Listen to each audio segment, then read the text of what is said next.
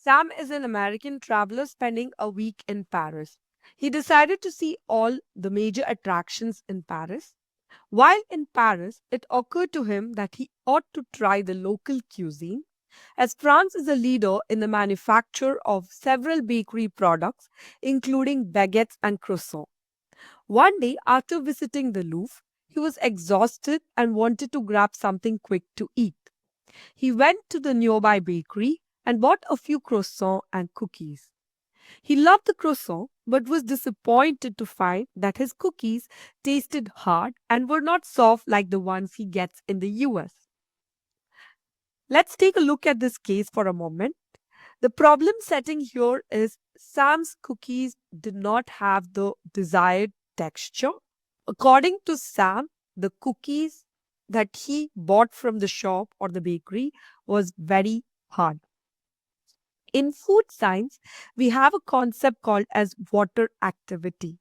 So water activity is given as fugacity of solvent in a solution to fugacity of pure solvent under standard measurement conditions.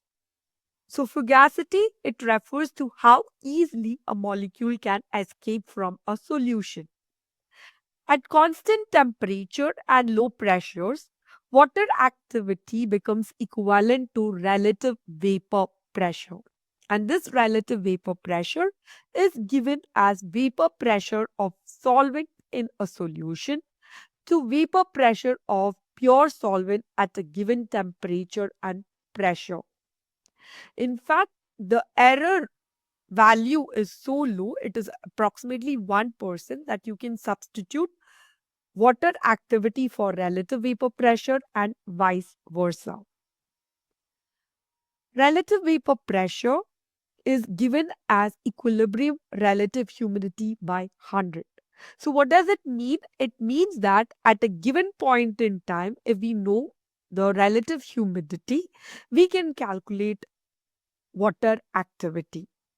But how does this relate to Sam's cookie not having desired texture?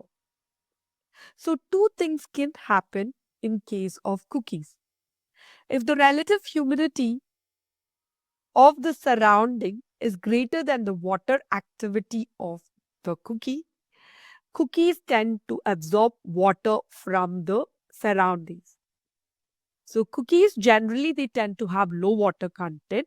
So when placed in an environment which is high relative humidity, there is movement of water from region of its higher concentration, which is air, to region of its lower concentration, which is cookies, till equilibrium is reached. Meaning cookies tend to gain moisture from air and thus become soggy. Similar is true for foods that have high moisture content. When they are placed in an environment where the relative humidity of the surrounding is lower than the water activity of the cookies, cookies tend to lose water and thereby confer dry texture to cookie. As texture is important for consumers, we can prevent this in case of Sam's cookies in one of the following ways. So, Sam, he likes his cookies to be very soft and soggy because this is what is sold in the United States of America.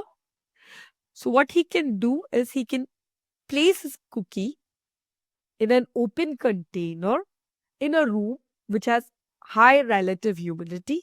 He can leave it there for some time, then come back. His cookie would have become soggy or soft the way he wants it to be. Second is to make cookies that have water activity similar to relative humidity of storage rooms, just to ensure that if you're making cookie that is moist, it does not lose water to the surroundings. Thank you for staying with me through the video. In case you have any queries, please feel free to put them in the comment section and I'll get back at the earliest.